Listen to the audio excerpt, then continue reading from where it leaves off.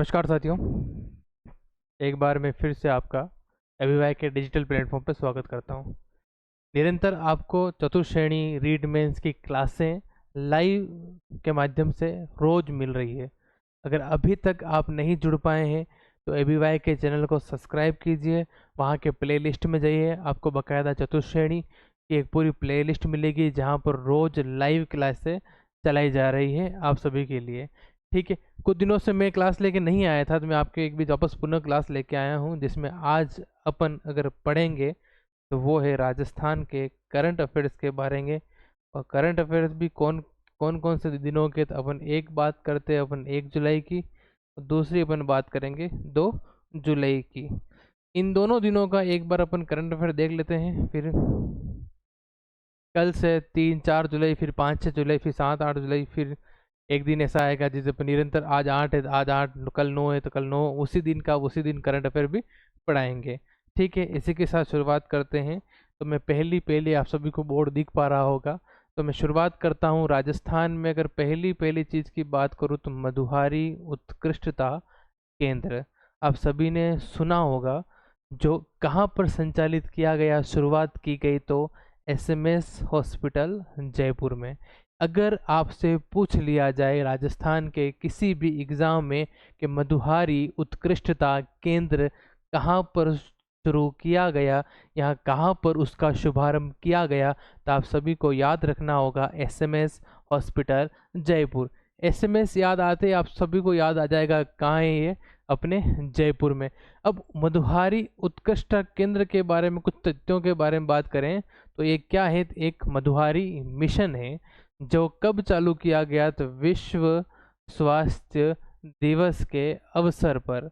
और वह दिन कौन सा था, तो 7 अप्रैल 2025, यानी कि विश्व स्वास्थ्य दिवस के अवसर पर इसका शुभारंभ किया गया, तो मधुहारी उत्कृष्टता केंद्र का। अब ये किससे रिलेटेड है, तो अपने डायबिटीज़ के जो पेशेंट होते हैं उनके लिए है। कहा गया है 4 जिलों में संचालित करेंगे। कहाँ कहाँ संचालित करेंगे, 4 जिलों में।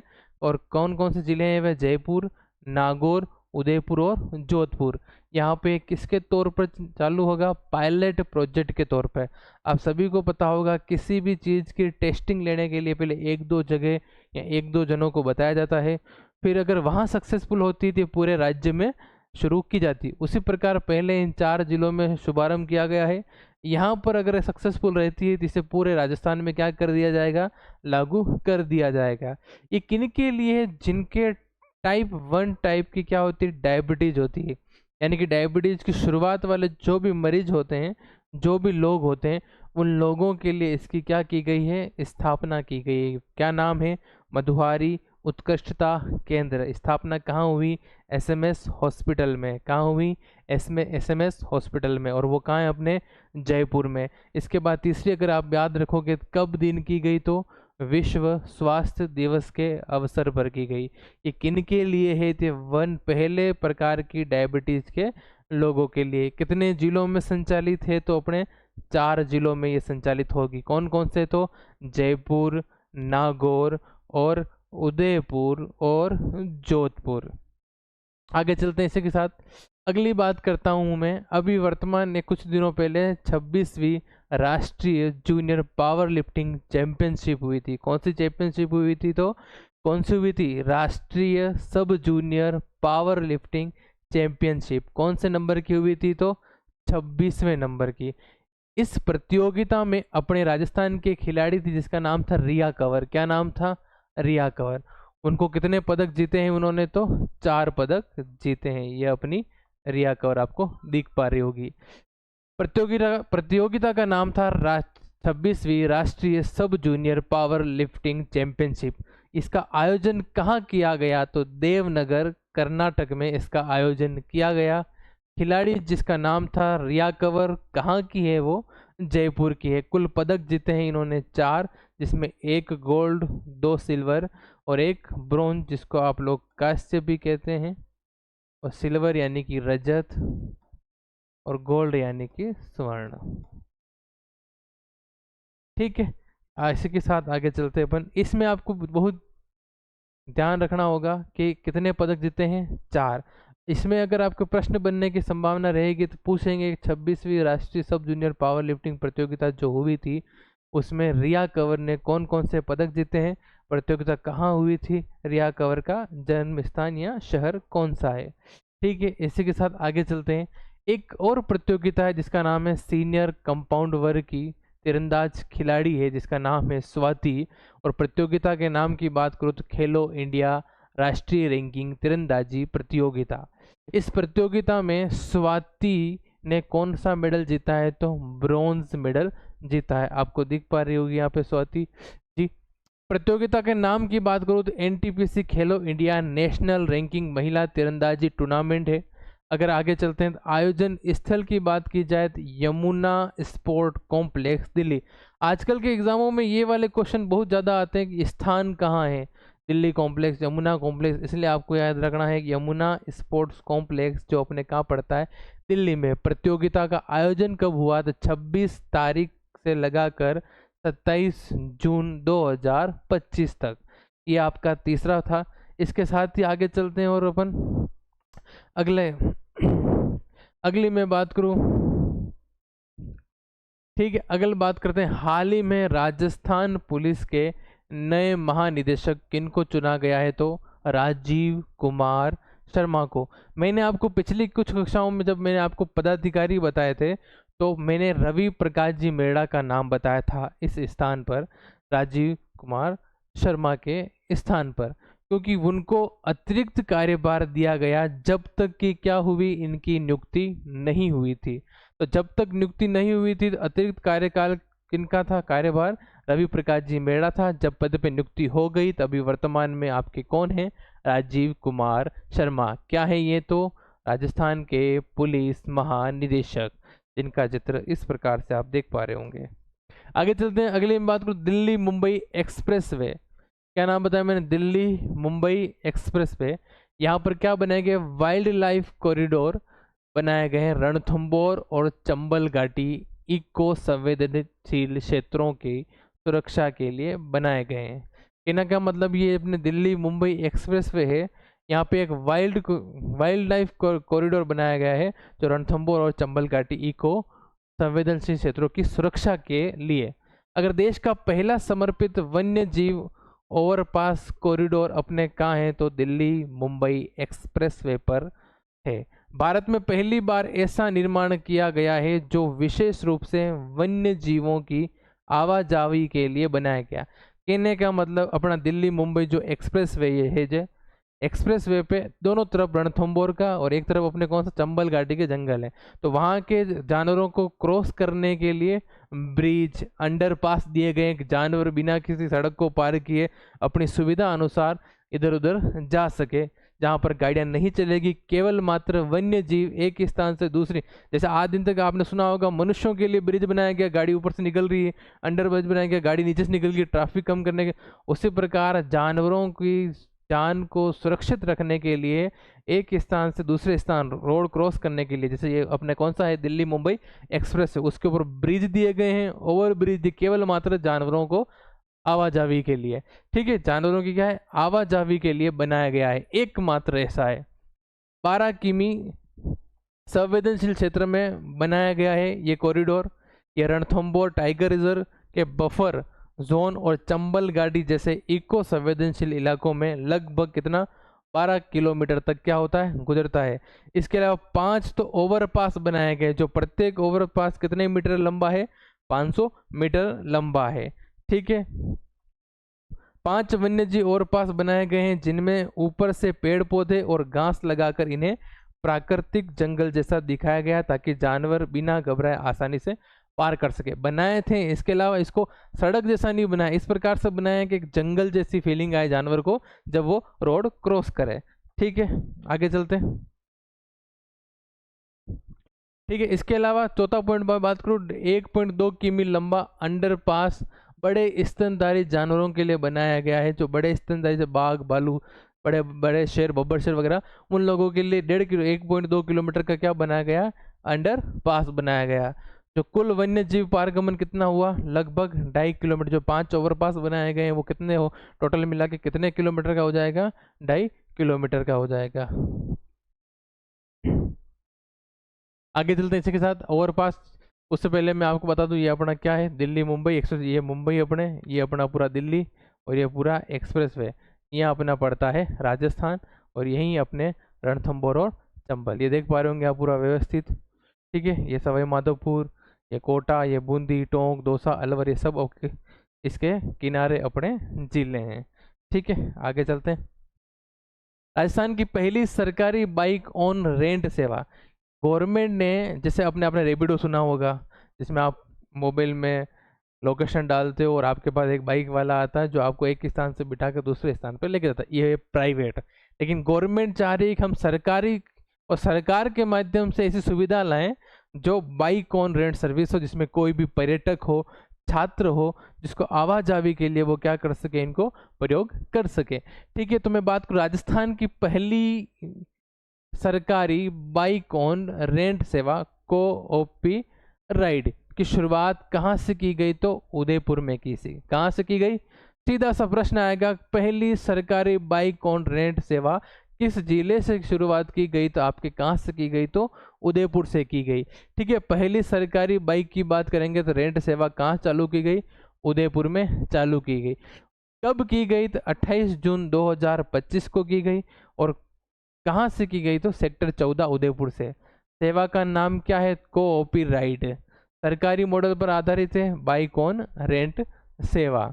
मुख्यमंत्री राज्य सहकारिता एवं नगर उदयपुर विमानन मंत्री, जिनका नाम है गौतम कुमार दग जी, जिन्होंने इसकी क्या करी थी, शुरुआत करी, यहाँ शुभारंभ किया, इनके हाथों से योजना शुरू हुई।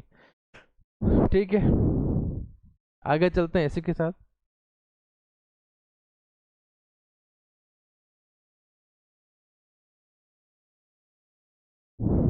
अब ये योजना का उद्घाटन या शुरुआत क्यों की गई, तो यह किसके लिए की गई है, पर्यटन विकास को समर्थन देना। इसके अलावा स्थानीय जनता, छात्रों, युवाओं और पर्यटकों के लिए किफ़ायती और भरोसेमंद परिवहन क्या करना, उपलब्ध करवाना। इसका उद्देश्य अपने तो बाइक सेवा का। प्रेरणा और पृष्ठभूमि इसकी पहल कहाँ से हुई है, तो संयुक्त राष्ट्र द्वारा की गई है, 2025 इंटरनेशनल ईयर ऑफ कोऑपरेटिव अवसर पर की गई थी। ठीक है, इसी के साथ आगे चलते हैं। 2 जुलाई के करंट है, यानी कि 1 जुलाई के मैं अब तक आपको बता चुका हूँ, ये उसके अगले दिन के करंट है। कल मैं 3-4 के लाऊंगा, फिर 5-6 के लाऊंगा, फिर 7-8 के करंट लाऊंगा, फिर 9 से अपन रेगुलर चलेंगे। कोई गारंटी नहीं है सुबह दूँ या क्लास शाम को, कभी भी आपके उस दिन की क्लास दिन या शाम में आ जाएगी। ठीक है, आपको केवल जुड़े रहना है। ठीक है, 2 जुलाई की बात करूं मैं अगले दिन के करंट की, तो अपने बात करते हैं न्यायाधीश जस्टिस, जिनका नाम है संदीप मेहता। इनका नाम इसलिए ले रहा हूं मैं क्योंकि इनको क्या किया गया है, तो राष्ट्रीय विधि विश्वविद्यालय NLU जोधपुर का क्या नियुक्त किया है, परिदर्शक। अगर आपसे पूछ लिया जाए राजस्थान के, क्या पूछ लिया जाए, राष्ट्रीय विधि विश्वविद्यालय NLU जोधपुर के परिदर्शक के रूप में किनको नियुक्त किया गया है, तो आपको क्या याद रखना है, जस्टिस संदीप मेहता को। ठीक है, ये प्रश्न बहुत इंपॉर्टेंट है आपके लिए। सुप्रीम कोर्ट के मुख्य न्यायाधीश BR गवई ने न्यायाधीश संदीप मेहता को राष्ट्रीय विधि विश्वविद्यालय NLU जोधपुर को परिदर्शक के पद पर क्या किया है, मनोनीत किया है। राष्ट्रीय विधि विश्वविद्यालय NLU जोधपुर विश्वविद्यालय की कुलपति, जिनका नाम है प्रोफेसर हरप्रीत कौर। पूछ लिया जाए ये तो उसी कॉलेज के क्या नियुक्त किए गए हैं, परिदर्शक नियुक्त किए गए। अगर उसी कॉलेज की क्या पूछ लिया जाए, कुलपति पूछ लिया जाए, तो आपको क्या याद रखना है, प्रोफेसर हरप्रीत कौर। ये आपके भारत के मुख्य न्यायाधीश है, जिनका नाम है BR गवई, यानी कि पूरा नाम की बात करेंगे तो भूषण रामकृष्ण गवई, जो अभी वर्तमान में भारत के मुख्य न्यायाधीश के पद को सुशोभित कर रहे हैं, जो लगभग 52वें न्यायाधीश हैं। ठीक है, इसके साथ आगे चलते हैं। अपने एक प्रसिद्ध व्यक्ति हैं राजस्थान के, जिनका नाम है रामनाथ चौधरी। क्या नाम है, रामनाथ चौधरी, जो अपने कहाँ के निवासी हैं, तो अपने जयपुर के निवासी। कहाँ के निवासी, जयपुर।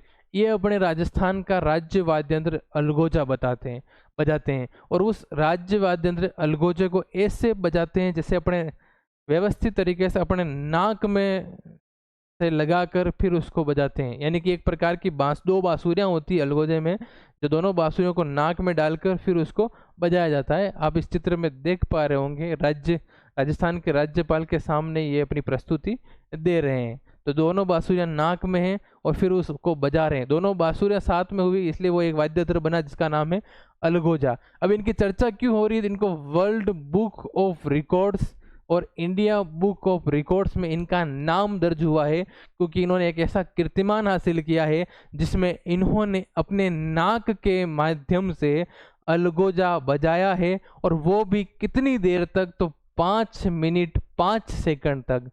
इतने टाइम तक आज दिन तक नाक से कोई नहीं बजा पाया है। तो ये रिकॉर्ड इन्होंने बनाया है कि 5 मिनट 5 सेकंड तक अलगोजा अपने नाक के माध्यम से बजाया है। किन्होंने? तो रामनाथ चौधरी ने।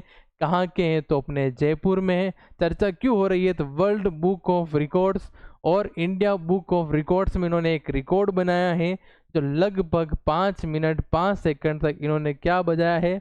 अलगोजा बजाकर यह एक अनूठा रिकॉर्ड स्थापित किया है। ये एक चीज के लिए और प्रसिद्ध है, इनकी मूछें। इनकी मूछें लगभग 12 फीट की है, लगभग 12 फीट लंबी मूछें। आप खुद देखिए कि कमरे की जो हाइट होती है 10 फीट होती है, उससे भी 2 फीट ज़्यादा, यानी कि लगभग 12 फीट लंबी इनकी क्या है? मूछें हैं। आप देख पा रहे होंगे। इसी के साथ ये अपने राजस्थान का राज्य वाद्य यंत्र है, जिसका नाम है अपने अलगोजा। आपको पूछे अलगोजे के जादूगर कौन है, तो भी आपको ध्यान रखना है रामनाथ चौधरी। मुख्य वादक पूछे तो भी क्या याद रखना है? रामनाथ चौधरी। ये आपके रामनाथ जी चौधरी हैं, जिनकी 12 फीट की मूछें हैं, और इन्होंने एक रिकॉर्ड बनाया है जो अलगोजा बजाकर बनाया है। कितने मिनट तक? 5 मिनट 5 सेकंड तक। ठीक है, इसी के साथ आगे चलते हैं। अगला करंट की मैं बात करूँ, राजस्थान की प्रथम इंटरनेशनल एआई रोबोटिक लैब। क्या नाम बताया मैंने?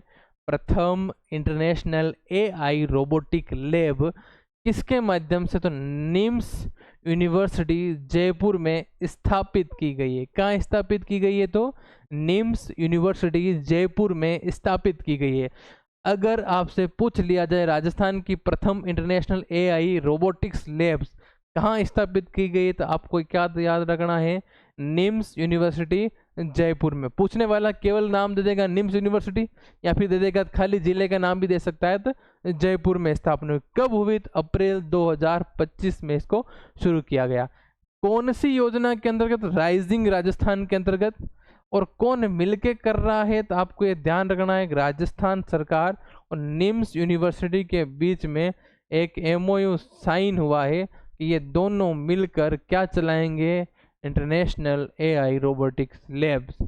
इस लैब में 15 उन्नत प्रयोगशालाएं होगी और 500 से अधिक हाई परफॉर्मेंस कंप्यूटर शामिल किए जाएंगे। ठीक है, आगे चलते हैं। इस प्रकार से देख सकते हैं आप। अगली योजना इसी महीने की बात करूं मैं, नाम है वन धन योजना, जो 2018 से संचालित है। और किसकी योजना है? तो अपने केंद्र सरकार की योजना है। ये आप लोगों देख पा रहे वन धन योजना, इस प्रकार से इस योजना का लोगो है। किसके द्वारा संचालित है? तो केंद्र सरकार के द्वारा संचालित है। इसका उद्देश्य क्या है? तो आदिवासी समुदायों के लिए आजीविका के अवसर को बढ़ाना। आदिवासी, जो भी राजस्थान में आदिवासी लोग हैं, उन लोगों के लिए रोजगार सृजन करने के माध्यम से सेंट्रल गवर्नमेंट यानी कि केंद्र सरकार ने एक योजना चलाई है जिसका नाम है वन धन योजना, जो अपने कब से संचालित है? तो 2018 में। अब योजना में ऐसा क्या है? तो योजना का संचालन जनजातीय मामलों के मंत्रालय और ट्राइफेड द्वारा संचालित की जा रही। कौन कौन कर रहा है? तो जनजातीय मामलों के मंत्रालय और ट्राइफेड के द्वारा इस योजना को चलाया जा रहा है।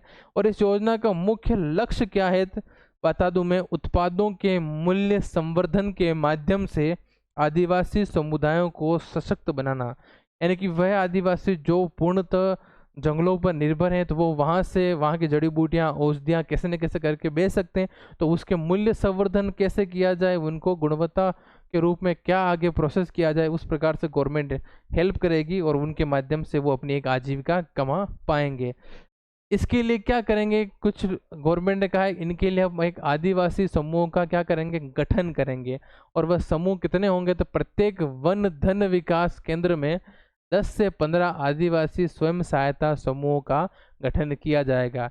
यानी कि ऐसे ग्रुप्स बनाए जाएंगे 10 से 15, जिस प्रत्येक ग्रुप में 20 से लगा करके 30 सदस्य होते हैं। यानी कि ऐसे ग्रुप बनाए जाएंगे, उन प्रत्येक ग्रुप में लगभग कितने जने होंगे, 20 से 30 जने होंगे जो इसमें कार्य करेंगे।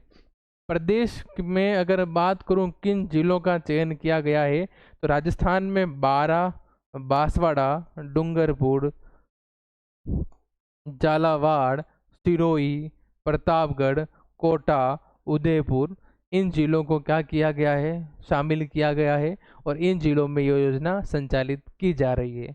ठीक है, इसके अलावा 461 वन धन विकास केंद्र स्थापित किए जाएंगे। ठीक है, आगे चलते हैं। 1 जुलाई 2015 को चिकित्सा दिवस मनाया गया था। ठीक है, राजस्थान में रामाश्रय वार्ड, जीरियाट्रिक वार्ड एवं क्लिनिक की शुरुआत 14 मार्च 2024 को की। अब रामाश्रय वार्ड क्या है, तो मैं आपको बता दूं, 1 जुलाई के दिन राजस्थान सरकार ने इसका पूरा ब्यौरा निकाला था। शुरुआत हालांकि इसकी 14 मार्च 2024 को हो चुकी थी। हो क्या रहा है, राजस्थान में गवर्नमेंट अस्पतालों में जब लाइनें लगती, लाइनें इतनी लंबी लगती है, बहुत से बुजुर्ग जो होते हैं, वृद्ध होते हैं, वो उस लाइन में खड़े नहीं रह पाते हैं। किसी कारणवश उनके स्वास्थ्य में और ज़्यादा हानि हो जाए एवं उनको अच्छी सुविधाएं मिले, गवर्नमेंट चाह रही उनके लिए एक अलग से सुविधा की जाए। तो गवर्नमेंट ने वृद्ध जनों के लिए हर हॉस्पिटल, गवर्नमेंट हॉस्पिटल में अलग से स्पेशल क्या बनाए हैं, वार्ड बनाए हैं। क्या बनाए, वार्ड बनाए। उन वार्डों में लगभग 10 बेड की व्यवस्था की गई है और उन 10 वार्ड में जो 10 बेड लगाए जाएंगे, उसमें से 5 बेड पुरुषों के लिए होंगे और 5 ही बेड किन के लिए होंगे, महिलाओं के लिए। मगर ये क्या होनी चाहिए, वृद्ध होनी चाहिए, बुजुर्ग होनी चाहिए, क्योंकि बुजुर्ग ही लाइनों में खड़े नहीं रह पाते हैं, उनको हर चीज़ में समस्याएं रहती है, क्योंकि अब उनकी हेल्थ उनके साथ नहीं दे रही है। तो इसी प्रकार राजस्थान ने एक योजना निकाली, रामाश्रय वार्ड योजना। और किसके जरिए निकाली है, किसने निकाली है, तो चिकित्सा मंत्री गजेंद्र सिंह खींवसर के मार्गदर्शन की बात करें और किन के सपोर्ट से, तो मुख्यमंत्री भजन लाल शर्मा जी के निर्देश पर 14 मार्च 2024 से प्रदेश में योजना चालू की गई। अस्पतालों में बुजुर्गों के लिए रामाश्रय वार्ड या जीरियाट्रिक वार्ड या एवं क्लिनिक की स्थापना की गई है। ठीक है, आगे चलते हैं, इसी के साथ बात करूं मैं आगे। व्यवस्था और सुविधाओं में अगर मैं बात करूं, प्रत्येक जिला अस्पताल में 10 बेड होंगे वाला वार्ड होगा, 10 बेड वाला एक वार्ड होगा, जिसमें 5 बेड किसके होंगे, पुरुषों के लिए होंगे और 5 ही 5 किसके लिए होंगे, महिलाओं के लिए। अब बीच में क्या किया जाए, उस वार्ड में पर्दे और पार्टीशन, यानी कि एल्यूमिनियम की स्लाइड लगा के पार्टीशन कर दो या फिर पर्दा लगा दो, जिससे एक तरफ क्या हो जाए, महिलाओं के 5 बेड हो जाए और एक तरफ क्या हो जाए, पुरुषों के 5 बेड हो जाए। हर बेड पर क्या लगाया जाए, नर्सिंग अलार्म लगाया जाए, यानी कि जैसे भी बुजुर्ग को कोई दिक्कत हो रही है तो वो अलार्म दबाएगा और नर्स दौड़ते हुए आएगी। सबके लिए अलग से शौचालय होंगे, सेपरेट शौचालय होंगे और फोल्डर बेड होगा, यानी कि बेड फोल्डिंग हो जाता है, ऊपर नीचे हो जाता है। सब कभी बाई चांस आप कभी भर्ती हो, आशा हो भर्ती ना हो, तो आप वो साइड से घुमाते हो और बेड एक तरफ से ऊंचा होता है, उस प्रकार से फोल्डिंग बेड। अब तक लगभग 20 लाख बुजुर्ग इस सुविधा का क्या ले चुके हैं, लाभ ले चुके हैं। इस दिशा में सरकारी प्रस्ताव 22 करोड़ का बजट प्रस्तावित किया गया है, जिसमें डॉक्टर स्वास्थ्य कर्मियों के प्रशिक्षण हेतु शामिल है इस 22 करोड़ में। और 30 जून तक का ये अब तक का डाटा है। ठीक है, इस प्रकार से रामाश्रय वार्ड बनाए गए हैं, जिसमें ये पर्दे लग रहे हैं और बाहर लिखा होता है वृद्ध जन पुरुष वार्ड और रामाश्रय वार्ड। ठीक है, इसी के साथ अपनी ये 2 दिनों के करंट की मैं अगर मैं बात करूं, तो अपन ने आज देख लिया। आज अपन ने देखा राजस्थान का